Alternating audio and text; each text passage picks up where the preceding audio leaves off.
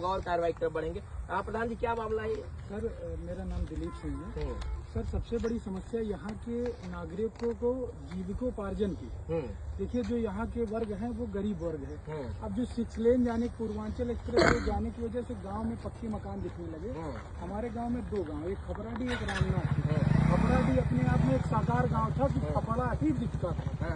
ये पूर्वांचल जाने की वजह से यहाँ हमारे गांव पक्के मकान दिखने लगे। लेकिन स्थितियाँ ये इस तरीके से बना दी गई कि देखिए, आप समझिए, गरीब व्यक्ति गर्मियों में, सर्दियों में साग यहाँ फूटता है, बथुआ का साग होता है और करेमुआ का साग होता है यहाँ।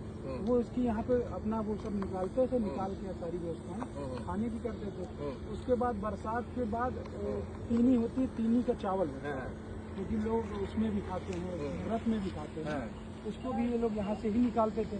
क्योंकि उन्हीं की वजह से वो कम से कम हमें लगता है 2-4 महीने अपना उनका जीविकोपार्जन होता था। ये सारी चीजें उनके साथ होती थी। तो कुछ हमारे यहाँ केवट बिरादरी बहुत ज्यादा है और उनका मुख्य आय का स्रोत जो है केवट बिरादरी का, आप समझते हैं कि यही मछली का व्यापार है।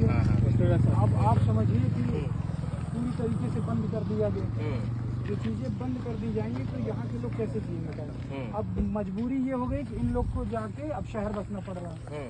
जब गरीब व्यक्ति शहर चला जाएगा, किसानी कौन करेगा? तो दिक्कत क्या आ गई यहाँ पर? सबसे बड़ी दिक्कत सर यही बता रहे हैं ना, लोगों को अब ये नहीं समझ में आ रहा कि हम अपने जानवर को खुला कहाँ छोड़े। चारों तरफ खेत थे, गर्मियों का समय, जैसे जब खेत खाली है फिर तो खेत में चरें, कोई दिक्कत नहीं। बिल्कुल। लेकिन गर्मियों के समय में जब आप आएंगे तो कहीं पानी नहीं मिलेगा, लेकिन आपको यहाँ पानी मिलता है। स्थिति ये है कि यहाँ पानी नहीं पीने दिया जा रहा है। हमारे पास कई बार शिकायत आई, मैं आकर यहाँ कई बार बोला, इन लोगों को बोला तो कहते भैया मालिक हमारे मना किए हैं, इस पर किसी चलना। ये अच्छा, ये गरीब व्यक्ति, इनको क्या बोला जाए?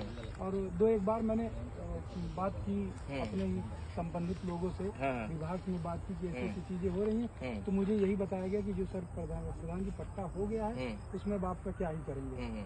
अब जो भी विरोध करना है तो आप तो क्या इस तालाब में क्या कमल भी खिलते थे क्या पहले? अच्छा, कमल का तो इसे कमल सरोवर, सर इसे कमल सरोवर बनाने जा रहे थे हमारे ब्लॉक सभा के। हमारे माननीय प्रमुख जी ने एक बार इसको बतवाया था कि इसको कमल सरोवर बनाया जाए। आप अगर जानते हो तो लम्हुआ शायद विकास खंड में कमल सरोवर जिस तर्ज पे बना, उसी तर्ज पे इसको बनाने की तैयारी हो रही थी। किस स्थिति में इसको पट्टा किया गया मुझे नहीं पता। अगर आप अभी उधर देखेंगे तो देखिए 4-5 सारे कच्चे दिख रहे हैं। इसी तरह आपको अभी तो बहुत